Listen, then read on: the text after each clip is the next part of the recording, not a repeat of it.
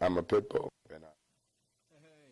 Hey now, and he approves this message. Hello, everyone, once again. How are you? Welcome to Conversations with a Pit Bull. I would be Foster Quarter. Hey, what's happening? I'm Danny Mason. Hey, and good day today. Been doing a lot of thinking, and so from the top, I want to say to you guys out there, you know that there's a joke that where the Lone Ranger and Tonto, they were sitting out there, you know, and then over the hill came a whole bunch of Indians, and Lone Ranger looked at Tonto and said, "Uh-oh, buddy, we're in trouble now." And Tonto turned to him and said, "What you mean, we, white man?" You know? And, you know, that's kind of, you know, where I'm at with our show and our effort and the dog community overall, you know, on the web and Facebook and all the rescues, you know, because we started this show saying that, you know, we're the rescue for the rescues, you know, and I recognize that the dog community needed support in a different way, you know, try something different to educate the public, and our thing has been education through entertainment.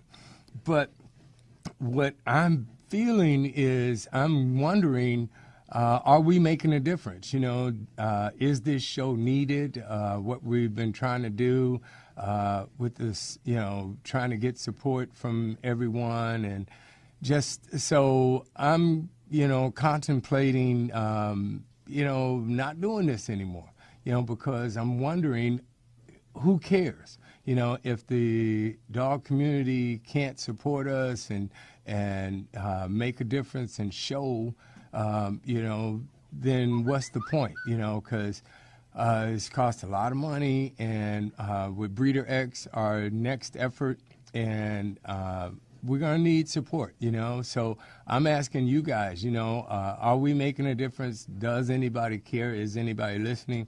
And or even what can we do to help it, you know, be what we're trying to make it a difference.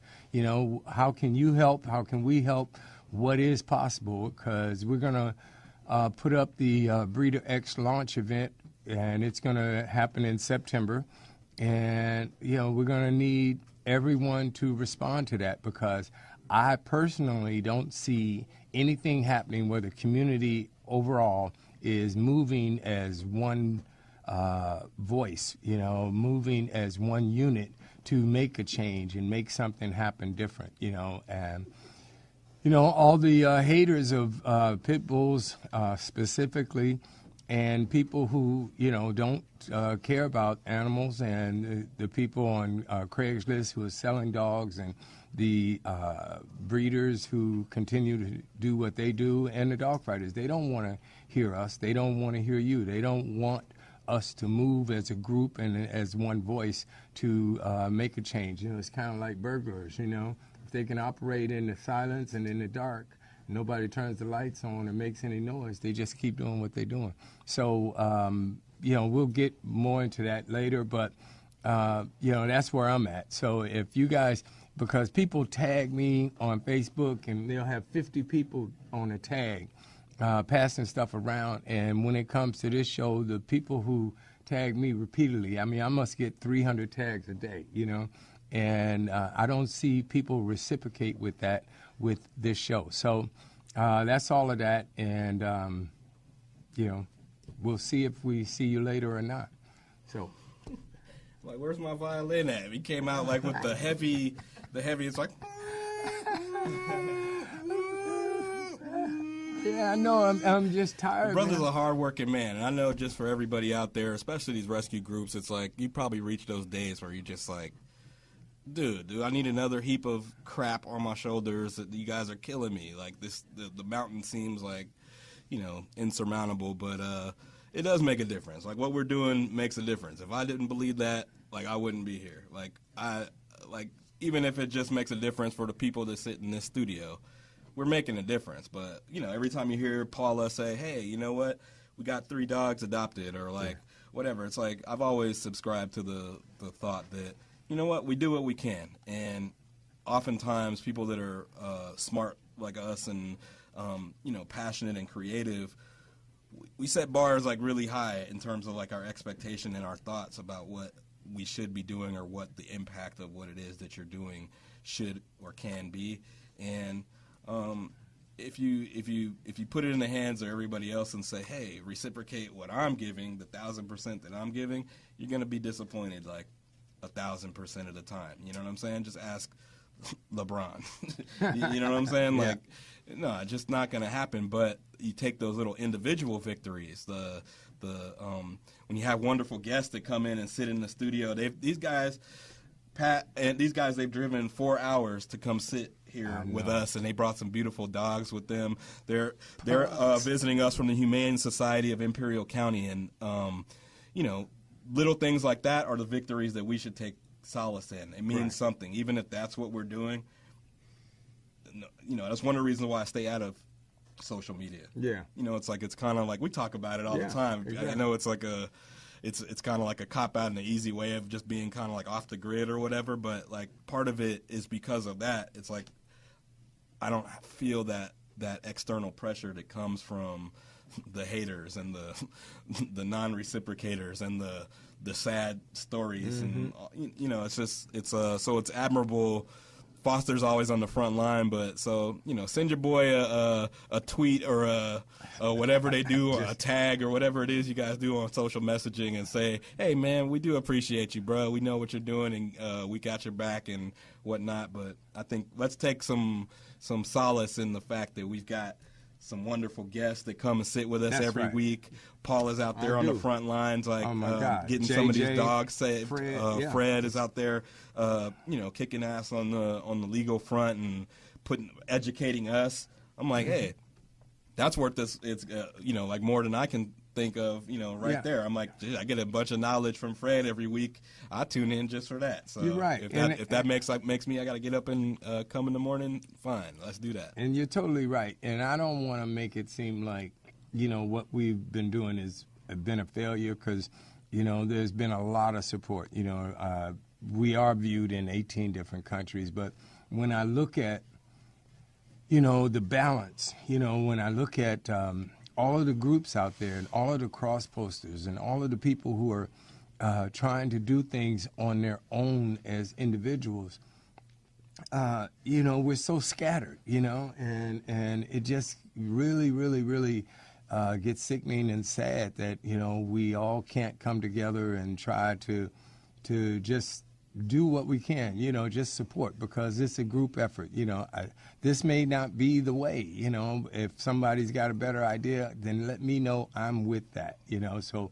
Paula says she's going to put up a poll on Conversations with a Pitbull page, and, you know, just get some feedback from you guys and see, you know. But it doesn't necessarily have to be an all-inclusive answer is what I'm saying. Yeah. It's like, hey, if it saves, it's the one. If it's the one solution, perfect. If it's one of 1,000 solutions, perfect. Like, it can always be better, and that's what we need to focus on, and making it better. And I think one way to make it better is to talk to our in-studio guests. That's right. Well, well, Fred's got some family stuff going on today, so he won't be here. So we got that little bit of extra time. So that's why I was just trying to, you know, get this out, because Breeder X is coming, and you guys are going to hear about it. And I'm just telling you, you know, if, you know, we need you. That's all I'm saying. We need you. We need you to post. We need you to make comments, you know. And people like Mosey from Google Plus and Facebook, and,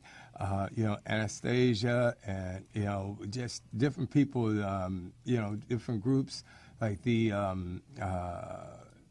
you know, activists against animal abuse, and news, you know, animal news, and different people, you know, they've been wonderful. I cannot complain. We got a lot of supporters, but we need more, and we need everyone to tell their friends and pass it on, just like it's important to you. So with that said, let's So what's up? In the studio today, we got our friends Devon and Patricia. They guys are from the Humane Society out in where is it? Imperial. It's Imperial County. Yes. Where is that? Far away. Yeah. We're about 60 miles out of Yuma, Arizona, and about 120 miles east of San Diego. Whoa, so that means they took a plane, a train, and a bus to get here. So thank you so much for coming. Thank you for having us. Yeah, thanks for the invitation. So tell us about your rescue. Well, the Humane Society of Imperial County, we're the only humane society in that county. Our shelter is about 60 years old. It was built... 40. 40? 40. Wow, okay. Congratulations. Yeah. You guys don't look that old. We feel that old. You know, we're in an area where we don't really get a lot of community support. But as of lately, we've been getting a lot more than normal. You know, we've been very active. We've been doing a lot of fundraising. We've been in the media a lot.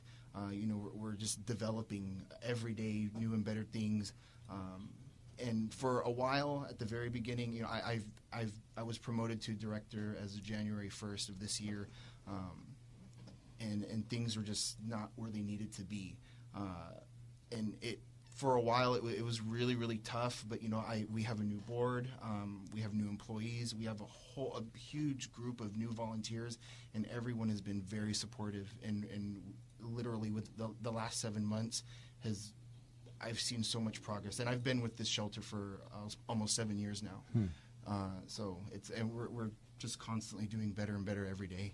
Maybe that's what we need, some a board, A director. and some You're a director, but a different kind of director. Yeah, exactly, and volunteers. Yeah, that's what all you guys could be, volunteers to help. You know, you be part of the family, be on the team. So you guys can relate to what I'm saying, then, huh? Actually, we have been very lucky, and we actually came here because a volunteer found you through social media and suggested that we come up and speak with you. And I am on the board, and we have made incredible changes over the last 7 months. We have a long way to go, and our community doesn't understand spay or neuter. They don't have a concept when they come in to adopt, and we say, you must spay this dog or neuter it before we can release it. The answer is, oh, I'll go buy a $20 dog in somebody's backyard. Yeah, see, then tell me this, since that volunteer is one of the people that I was talking about, let's throw their name out there. Let's give them some props. Her name is Mikey Korfman Garcia, and she has been amazing. She just recently got the Future Farmers of America to donate 2 classrooms that they're no longer using. Wow. And we're going to hopefully turn into an education center for the children of our community. Well, we love you, Mike. She's also been able to gather groups of volunteers a few times and brought them in, and they've helped us because we've made some major renovations to the shelter as well, and they've been coming in and helping with the cleanup and everything like that. It's really great. Great. When you guys first got started, like, were you just animal people? Like, were you dog people, and you said, hey, I'm just looking for something to do with my extra time, or were you kind of like, I'm looking for a job, or you're looking to like chop down the mountain? Like, what was the what was the first like thing that got you inspired to do what you guys are doing? I got involved with this Humane Society when I was 20 years old. I was in college. I was going to school to be a veterinarian. And just that first day that I went in, I actually went in to volunteer first, and it was just rescue was something that I could tell I was going to be passionate about, and I definitely was. And every day, just, you know, my love for what we do and what other people like us do, it grows. But I had to leave school for some unforeseen health reasons. And then I just got really involved. I got more involved during that time off, more than I had ever been. And then I stayed. And our former director, she retired. And then I got a lot more involved after that. Well, tell me, we need to take a break to, you know, pay for this time again. And when we come back, I want to know that you guys got some dogs with you, so let's get them on camera and tell people they're for adoption? They are. All right, yeah, so we'll be right back in a minute.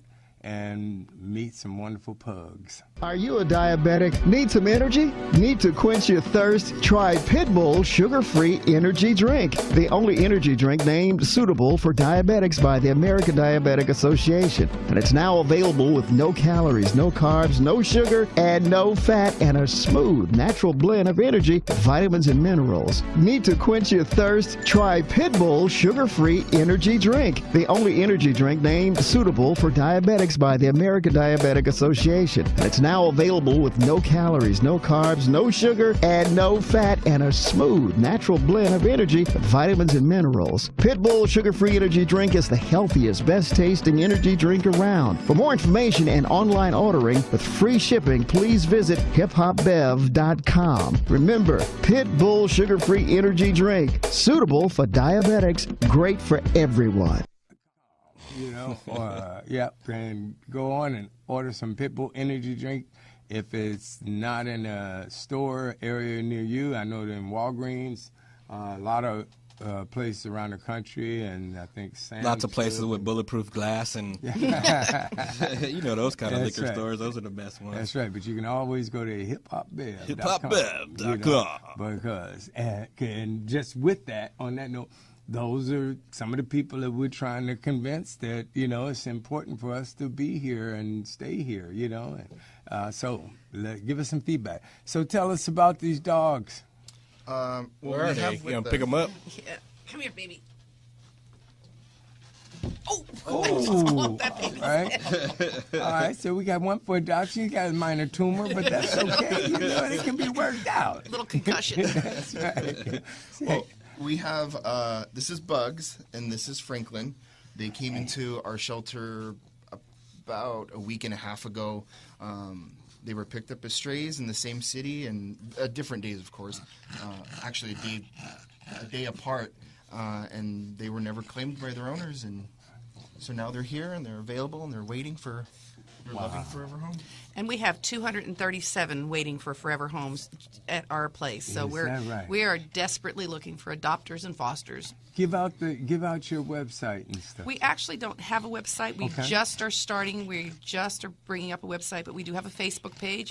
Humane Society of Imperial County, and we have some wonderful connections we've made that have been coming in and photographing our dogs and putting them on our Facebook. So hopefully soon we'll have a web page as well. We do have an Adopt-A-Pet profile, and it has a lot of our pictures of the animals that we have available for adoption there. Yeah, that's so cool.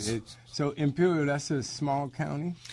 Well, actually, by land, we're a very large county because we go from Arizona to San Diego and from the Mexican border to Palm Springs, Indio. So by land mass, we are the second largest agricultural area in the country. So we have a lot of land mass, but we don't have a lot of people. We have about 175,000 people. Yep. So when you guys start attacking kind of like the problems that you guys are encountering, like what is your guys' method? Like, how do you guys you bring people, I guess, from the board? I guess they're experienced people from different fields, or I'm sure they all have different input. Like, that's one of the things we always try to figure out is like, well, how do you coalesce all these ideas to get an agenda and say these are the areas that we need to pursue, or these are the ways that we can improve the Humane Society? Well, ironically, sometimes that's the problem. When you get so many minds together, we don't always agree. Yeah. But the one thing we agree on is the common goal, and that's to get these babies out of the shelter and into homes, and to get the communities to spay and neuter their dogs and cats. That's our big one. Yeah. What have you guys found to be effective? We've actually been using a lot of social media.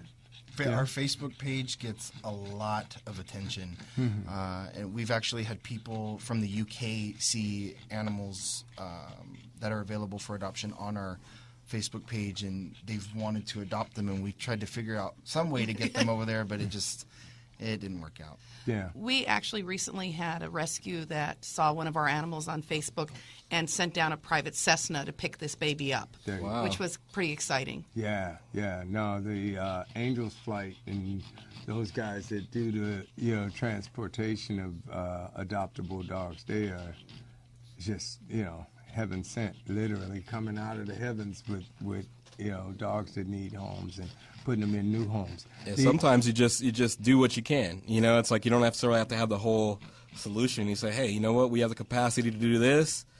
Let's get together and let's do this. Yeah. And then it puts a dent in the problem. We have a community that we have a lot of pit bulls. So we get a lot of pits, and we have a lot of dog fighting still because we're so close to the Mexican border.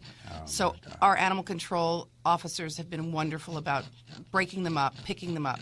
But, the pits have that whole reputation that they're fighting. So that's another thing we really struggle with. We struggle with getting our pits adopted because people have a misconception.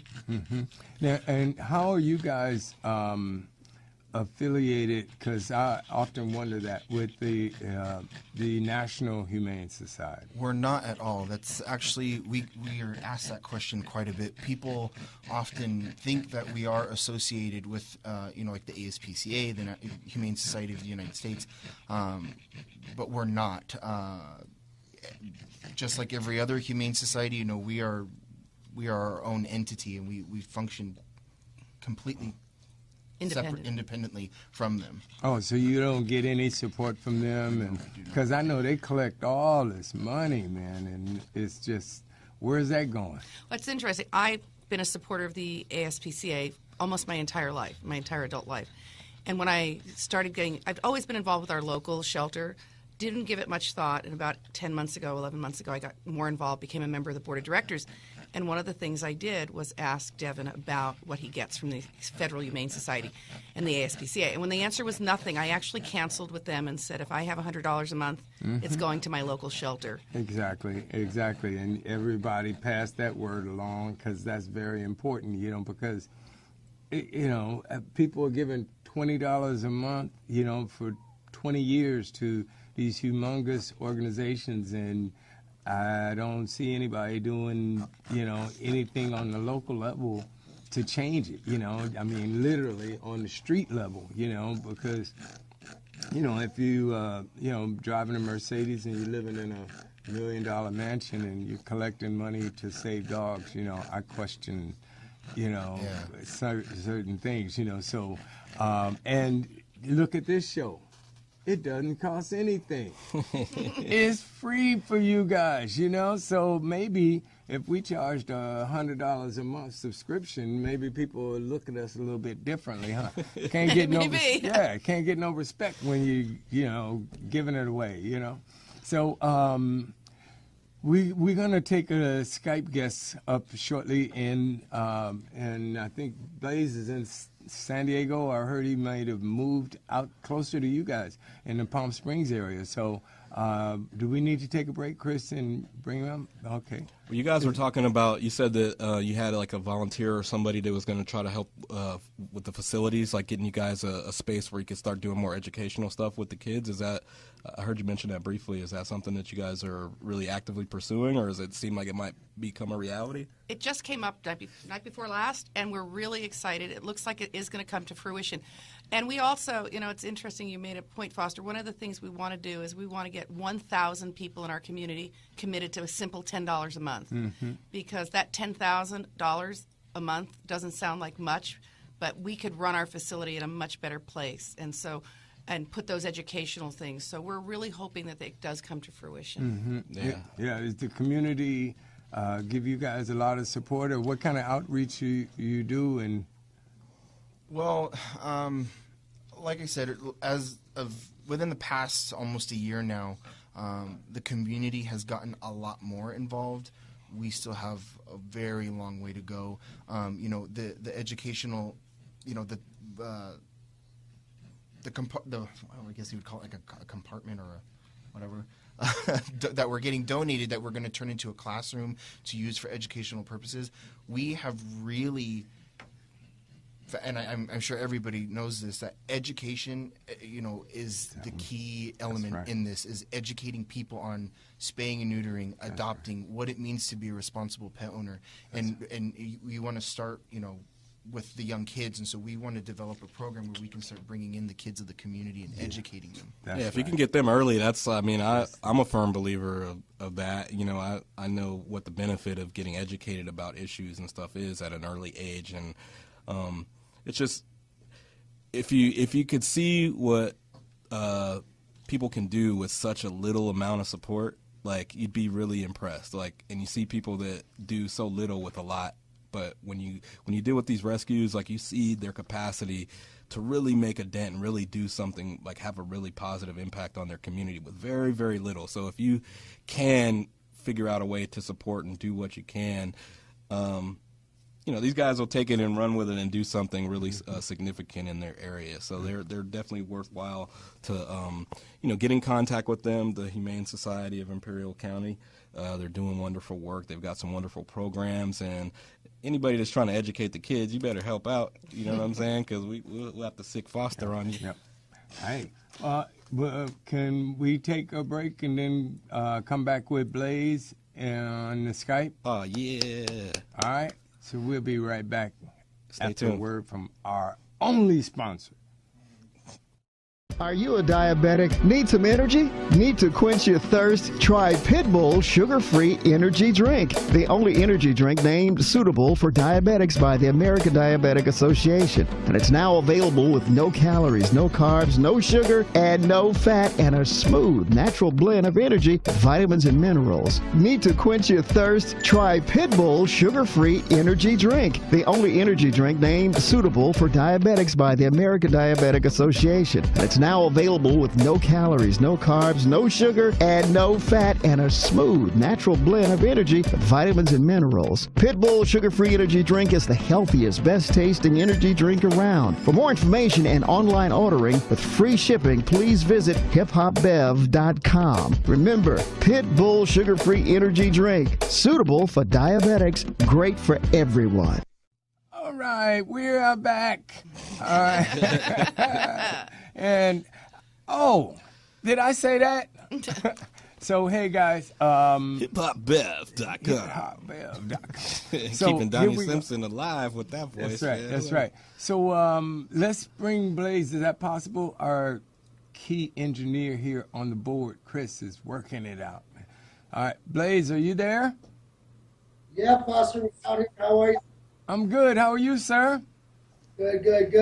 Good, man. That's a little dog you got there. My goodness. This is Red. He was saved a while back, about a year ago. He was nice enough to let you guys borrow his couch for a couple minutes, huh? Yeah, it sure was. Yeah, man. With him sitting there, you guys remind me of Beetlejuice. It's a big old dog, and you guys got the little bitty heads. You know what I'm saying? That's great, man. That's great. So what's happening, man? Did you move? We sure did. We actually combined our forces from San Diego to Forever Homeward Bound, and continued and decided to change the name of both the rescues to Hook's Homebound Rescue out here in Desert Hot Springs. Oh, that's great. So you guys combined two rescues. So is that working out better for you? It's actually doing a lot better, not only for us, for the animals out here in the desert, because the desert out here, and you are already aware that there's a lot of places out here in the desert where people come out and just dump their dogs. I know. Yeah. And it becomes a real big problem out here. Yeah, I'm sure. So how's it going? Tell me about, where you guys are located at specifically. Right now, we actually are in Desert Hot Springs. Mm-hmm. We are 90% mobile. We go into different areas. Like, for example, after we had combined both the rescues together, we got multiple calls and saved 10 dogs out of the desert in less than 3 weeks. Hey. Wow, there you go. That's great. So who's sitting next to you besides the dog, man? Maybe being rude. This is Lynn, our co-founder at Hook's Homebound Rescue. She was actually the founder of Forever Homeward Bound. Hey, Lynn, how are you? I'm fine. How are you? Good. Welcome to Conversations with a Pit Bull. So give out the page and your Facebook page, your website, all that stuff, so people can interact. Our Facebook page is Hooks HOOKS Homebound Rescue Inc. And since we are still converting some things over, you can reach us at one of the original websites, Hooks, Hounds, and Hisses Rescue.webs.com. That's WEBS.com. So Blaze, tell us, because you've been in the game a long time, what are some of your points of view on the situation as it stands in your area and as and nationwide, the problems and any solutions, because that's what we love is solutions. You know what, Foster? It's becoming a huge problem, not only in San Diego area, but here in the desert. It's becoming worse and worse. We see it every day. We get calls almost every day to come out and save another dog. And this is happening nationwide. And it's a cycle of what's going on between all breeds of dogs. In certain areas, it's pit bulls. In other areas, it's Labrador retrievers. Other areas, it's Rottweilers. You name it. All dogs are being shamed, and dog owners are being shamed across the board because of the dog that they have. We're becoming a society that's becoming dependent on verbal hearsay instead of truths. And unfortunately, with conversations with the pit bull, it's starting to bring out the truths and the reality check of bringing in, hey, dogs like Red here, pit bull terrier, not a problem. We have Wilma that's actually sitting next to us, and we can get her on for you here. She walked up with her daughter to the front of our home. One thing I wanted to ask you guys, I was just actually out in your area for the 4th of July weekend. I have family out there out in Desert Hot Springs, and one of the things, being from LA, it's such a mild kind of climate out here. When you go out there, the first thing you guys realize is that, all right, it's hot. It's hot as hell out here. What are some of the things that are unique to being in a hot environment that people should be cognizant of about their dogs, like the things that they should be doing or pay attention to when they're in a hot climate like you guys are? Well, the desert has rattlesnakes, and they need to be careful and check their backyards for the bushes and whatnot. But rattlesnakes do bite the dogs. It is expensive to get the medical care for them. And they can die from the snakes if they have multiple bites.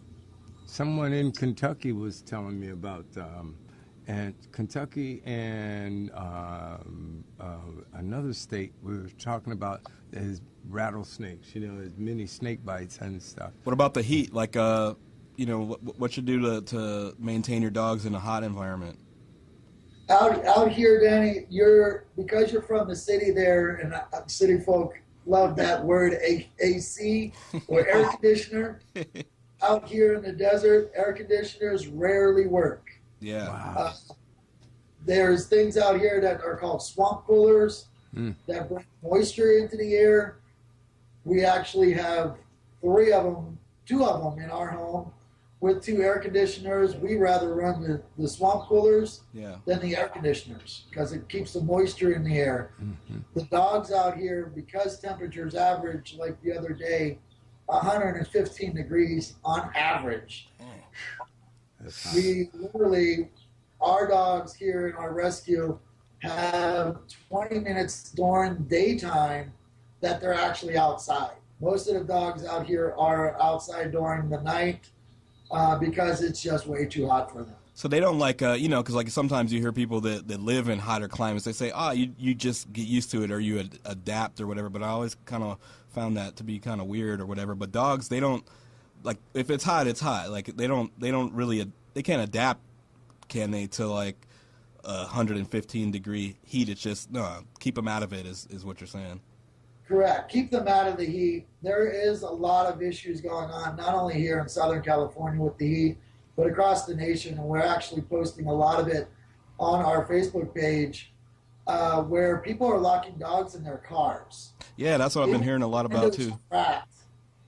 4 inches. If your dog's in your car and it's 92 degrees outside, it's 135 degrees in your car within 30 minutes. Yeah, we had Fred, our legal expert, on last time, and he was talking about how somebody actually got in trouble for breaking somebody's glass because they had a dog in this hot car or whatever, and it's like they're under like, you know, legal like scrutiny or whatever, and he's like, hey man, like it's a sweat box in here, it's hot as hell, you got this dog locked up in your car.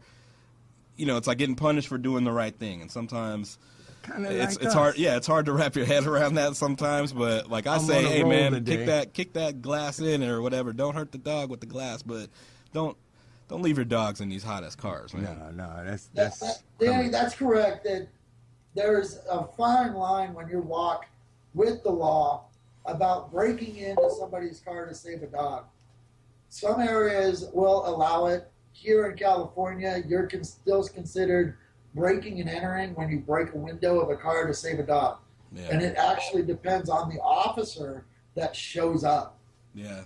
A lot of things depend on these officers. I don't know, Foster, if you heard about this story out in Idaho where this police officer rolled up on a dog who was actually in a car with the windows up or whatever, and said that the dog like lunged at him, and you know, he shot the dog and, you know, just fatally wounded it or whatever. And then once they got through everything and they went through like the police report, the police report said, oh, a vicious pit bull like lunged and attacked me out of the window, so I had no choice but to, you know, use my firearm and all this other stuff or whatever. Then it turns out that it's a Labrador Retriever, like that was like, you know, like the window, you know, it's like the whole thing is kind of like fabricated and whatnot. But you know, this is one of the things that you bring up a lot about these officer-involved shootings of dogs, and you see how that reputation is. Like any dog that like is snappy or whatever, they're like, oh, that's a pit bull or whatever. I'm like, you know, like a 4-year-old kid, you put a pit bull and a Labrador like next to each other. You know, I don't know. It just sometimes it depends on who shows up at the scene. Is this officer cool? Is he like have something from his past where he didn't get the proper toys on Christmas and he's gonna be on one that day, or is he cool and have a dog at home and he gets enough kisses and licks like the rest of us? So I don't know, man. You guys, I just admire what you guys are doing, and like, you know, being out there like I was like last week or whatever. I'm just like, anybody that's doing anything in this kind of heat deserves some claps, because it's hot as hell out there where you guys are. That's right. As well as it's very tough. We actually have one of our policies out here because of the heat to save our volunteers. If it gets to a certain point, we have to check the roads, because it gets to the point where it melts the tires on our vehicles. Wow, that's hot. Now, you know, because on that note, besides the car issue, you know, just the average person doesn't understand on walking your dog on concrete when it's hot like that, man. You know, because, you know, that's just as cruel, you know, because the concrete is hot. I mean, here in L.A., you know, I mean, I went out in my backyard, my feet were burning, you know, I went barefoot and, you know, and I said, well, whoa, you know, and the dogs, they were smarter than me because they were chilling out in the shade under the trees and in the dirt, you know. How many dogs do you guys deal with, Blaze, at a given time? Like, I know you got one on your lap and you got one just outside the frame, but how many dogs at a given time you guys working with? Right now we have 16 total throughout the rescue. We're at max capacity because of lack of volunteers and fosters and funding. We just actually lost one last night to a birth defect that was 10 weeks old. That was a Chihuahua mix. Unfortunately, myself and the co-founder was up for the last 48 hours with medical needs and vet visits, and it becomes a real big issue, you know, when there is lack of funding and fosters and volunteers. Yeah, that's a way that I think that's a push that, you know, we all could make, and on educating the public. You know, I mean, if we could just get more people, because this is a step process, you know, on the education side, but if we could just get more people in the general public to understand fostering, you know, just save a dog, bring him into your house, you know, not forever, you know, but, you know, go and find a dog at a rescue or a shelter that you can be comfortable with having around your house for a little while, you know, and until he can be adopted, you know, just so there's so many areas of education. So, Blaze, we're going to have to jump because I need to get Paula, you know, our resident dog savior in here and see can we get some dogs adopted today, man. Tell them where it can contact you guys. I know you guys are in transition a little bit, but throw out those website addresses or Facebooks again, Lynn, so that we can know where to get in contact with you. You have to talk about it. Our Facebook page is Hooks Homebound Rescue Inc. That's HOOKS. Homebound, that's HOMEBOUND. Rescue Inc. That's RESCUEINC. Our website, we're actually in the middle of transition. Hooks, Hounds, and Hisses Rescue .webs.com. That's Hooks, Hounds, and Hisses .webs.com. And to let you know real quick, Foster, the Hooks is actually part of the big process that we have going on, is to expand it or just rescue out a little bit further and pull out the rest of the community. The Hooks is a term for tow truck drivers. We want to mention for the United States, there's laws in every state to slow down and move over and save the heroes of the road. So what I would request that all of you do is, as you're driving, look for tow truck drivers with amber lights on. Give them space to work. We're losing a tow truck driver a week. Wow. Nationwide. Also, he's neglected to tell you that we're going to try and reopen the pet treatment for the low-income seniors, and once you have problems making it work for them, for their pets, to try and keep them in their homes so they won't be surrendered to the shelters, won't be neglected, won't be lost out in the desert. That's right.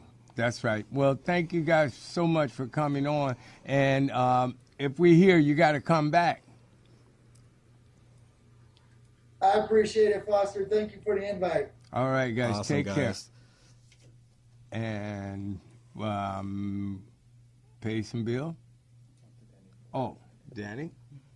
Yeah, no, I mean, it's just interesting, like, because I was out there not too long ago, and it's you know, anytime we go anywhere, I kind of try to find out the lay of the land and what are some of the unique things about the communities that we are in, or the people that we talk to, and see what's, you know, like when we talk to people that are down south or whatever, they're like, hey, man, like out here, we got like hundreds and hundreds of yards of field, you know, where the dogs can run around, so it's different issues that you deal with in terms of, you know, not only how you got to treat them, feeding them, and all that other type of stuff, but out there, it's really hot in the desert out here. I don't know if you've ever been out this way, but 115 on average, he was saying. And I'm like, you know, what do you do when you've got a bunch of dogs that you typically can, like, let run outside or, you know, occupy their time or whatever by being outside, and now you've got to keep them inside?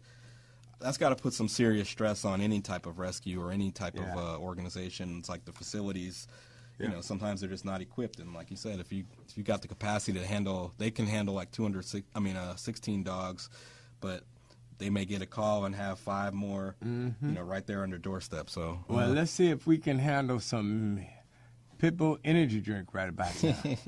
Be right back. Are you a diabetic? Need some energy? Need to quench your thirst? Try Pitbull Sugar-Free Energy Drink, the only energy drink named suitable for diabetics by the American Diabetic Association. And it's now available with no calories, no carbs, no sugar, and no fat, and a smooth, natural blend of energy, vitamins, and minerals. Need to quench your thirst? Try Pitbull Sugar-Free Energy Drink, the only energy drink named suitable for diabetics by the American Diabetic Association. And it's now available with no calories, no carbs, no sugar, and no fat, and a smooth, natural blend of energy, vitamins, and minerals. Pitbull Sugar-Free Energy Drink is the healthiest, best-tasting energy drink around. For more information and online ordering with free shipping, please visit hiphopbev.com. Remember, Pitbull Sugar-Free Energy Drink, suitable for diabetics, great for everyone. Okay, so, you know what? We don't have any Pitbull energy drink in here. We got to fix that. So we want to bring on the queen of rescue, the goddess of cross-posting, and that would be Paula Pitt Archer. Hey, dear, you out there? Hello. Paula. Hello. Hey, how are you? Good. I saw you just like pointing your fingers and scolding somebody. Who was that? One of those dogs. You're like, put those Fritos back in the chip cabinet. That was the granddaughter. Sticky fingers granddaughter. There you go. So, how's God, I just got brain lock. Your dog is sick. With Faith. Thank you. The Faith. That's the thing I need more of. That's right. I didn't see. I forgot that. How's Faith doing? She's doing well. It's not her ACL that was torn, and the x-rays were negative for anything, but she's still favoring her right rear leg. Looks like it might be a toe, but there's no break or anything that we can, find. Mm-hmm. All right. So, what you got for us today? I know you're running out. I know you're running out of dogs to rescue because there's just not enough of them out there. That's right. We have to struggle each time to find some dogs that need some help. Yeah. Well, most of them are at my house already. So, first up today we have Nadia. Nadia is a spayed female pit bull with beautiful cow spots, and she is a sweet and very outgoing little girl. She is good with male dogs and has done well with friendly females to which she has been introduced. She is definitely a shelter favorite. Next up, we have Peggy. She is a beautiful, charming white and blue pitty. She has lovely ears and spots. Peggy is small, but she's spunky. She loves to run and play with male dogs, especially Chuck and Blaze. Peggy has been spayed. We believe she is between 1 and 2 years old. Now we have Hound Dog. Hound Dog is a handsome, funny, affectionate red-nosed pitty guy. He is a strong dog and would benefit from some leash work. But boy, is he ever a lover and a hugger. Hound Dog enjoys playing with female dogs, especially our lovely Nadia and Flicka. Now we have Chuck. Sweet Chuck is a petite brindle boy. He is friendly and very playful. He loves to run and play with his friends. He does well with females and would probably do fine with friendly males as well. Chuck is scheduled to be neutered the week of 7/14. Now we have Captain. Captain is sweet, handsome, and friendly. He is a pit bull cattle dog mix, somewhere between 2 and 3 years old. He is dog friendly. He is already neutered. And he loves to be loved, as you can see from his picture. Now we have Finn. Finn is a big, goofy, sweet, silly pit bull. He is around 2 years old. He is a strong boy and needs some leash training, but he is learning patience, and he is so willing to please. He is good with female dogs and would probably do fine with friendly male dogs as well. He is scheduled to be neutered the week of 7/14. Now we have Blaze. Blaze is a big, handsome male pitty. He has silly ears and an adorable snort. He is great with female dogs and possibly also gets along with friendly males. He is between 2 and 3 years old, and he, as of 7/8, he was not neutered. Now, any of these dogs can be seen at Orange Cove Animal Shelter. That's in Orange Cove, California. Their phone number is 559-250-2659. And we had Ace and poor baby No Name. they were adopted, and Holly is now in foster care. That's it for this week. All right. Well, those first 2 pictures, we were a little late getting up, but we'll throw those up on the post. And so thank you so much. And, there's some of these people out here that are on these. I just want to throw this in real quick because I really enjoy listening to Paula's descriptions of these dogs or whatever. I'm like, some of you people that are on these online dating sites trying to get your profiles hooked up, you need to holler at our girl because she'll make you guys seem like everything is all right with you, all your little defects and stuff like that. She'll make them sound all cute and cuddly or whatever. So, if you ever run out of rescue work, Paula, I think that's a good second job we could throw you in there. Or writing the descriptions on the back of like wine bottles, like they actually pay people to do that. They say, hey, it's a taste of plums and leathery like chocolate like scent like as these berries. It's like, well, we got to hook you up because your descriptions are always a pleasure, and I love them each week. I love just hearing her. So Paula, what did you think about what I said at the top of the show? I think you're right, Foster. We're out here in the trenches every day, and it gets weary. We need some support. We need to hear from the people that are behind us to, they need to let us know that we're making a difference. It's hard. It's hard every day to get on the computer and see the number of dogs that, that we're losing because there aren't enough people that care, and we can help change that. It just takes, I hate to say a pat on the back, but sometimes you're headed in the right direction, but if you don't know you're headed in the right direction, you might turn around and go the other way, and we could lose a lot of ground. I think what we're doing is positive, but like Danny said too earlier, a pat on the back or a, hey, good job, or can I help you? Even, is there something I can do to help you with your cause would be fantastic. It would mean so much to all of us to know. And I don't want to give up the fight. Yeah. But if can't do it alone. Yeah. If it's the Lone Ranger and Tonto situation, then, we don't have any choice. We have to get on the horse and run, Right. So we'll see you later, and we're going to get back with our guests before the end of the show because we love those dogs. And, pugs are, like, just you can't, pugs and, pits and chihuahuas, like, I love them, man. A couple of my friends have pugs, so see you, dear. Thanks, Paula. Bye, guys. See you later. All right.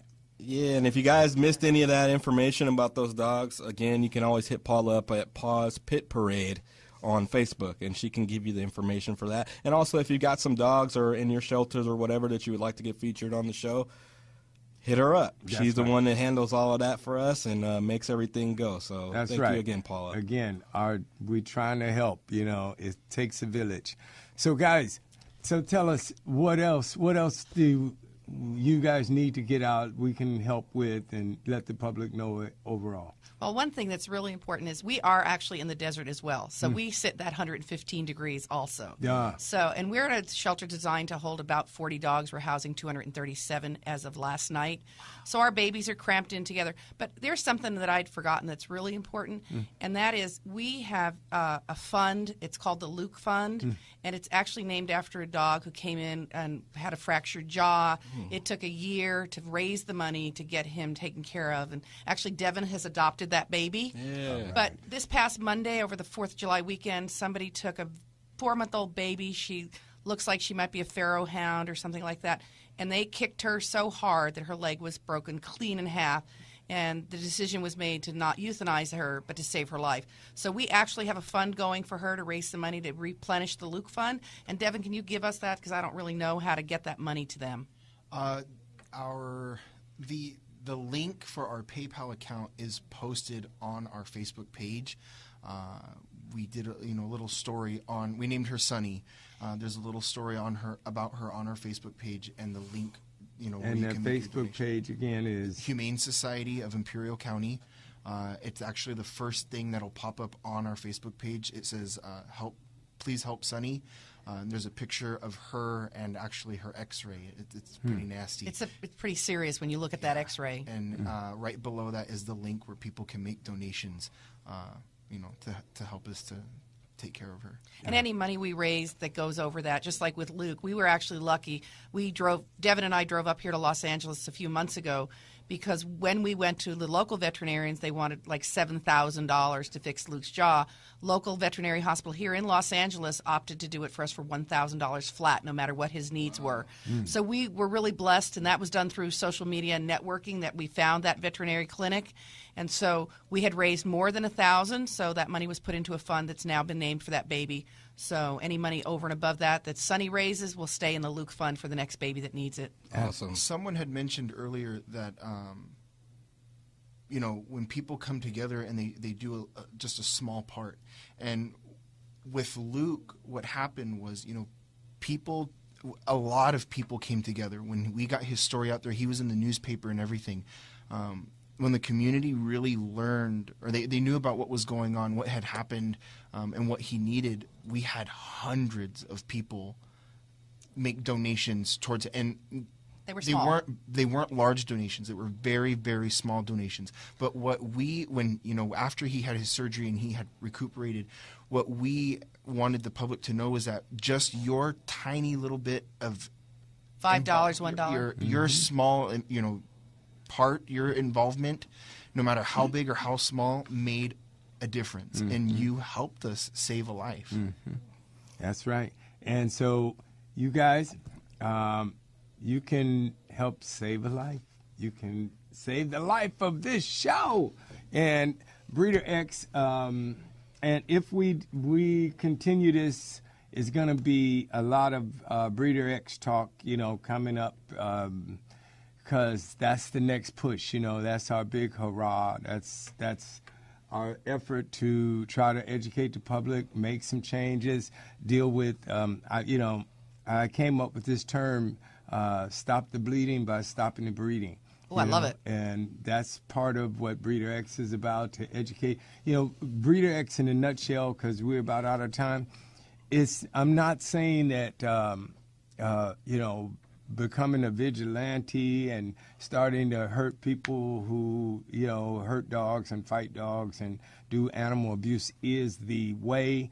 All I'm trying to do is stimulate conversation, education, and try to make the subjects that we all care about part of pop culture, so that they're talking about it on radio shows, TV shows, on the news, and at the water cooler at work, why aren't you spayed and neutering your dogs? It has to become something that the general public frowns upon. If your neighbor's dog is not spayed or neutered, because it's the only way. Education through entertainment. So thank you guys for coming. Thank you for inviting us. Having us. Thank you guys for tuning in. Just real quick, I want to give a shout out to our friends at Dogs Without Borders. They're going to be participating in the Strut Your Mutt event, which is coming up in a little while. So if you are in the LA area and you're looking for something positive to make a difference, go to dogswithoutborders.org and sign up for the Strut Your Mutt event. It's a cool, just a little dog walking, but it helps benefit some of the animals and the local rescues and stuff. So that's right. That's all I got to say about that. All right. And he's sticking to it. So see you next time, maybe. Okay? Because, bye. I'm a pit bull, and I approve this message.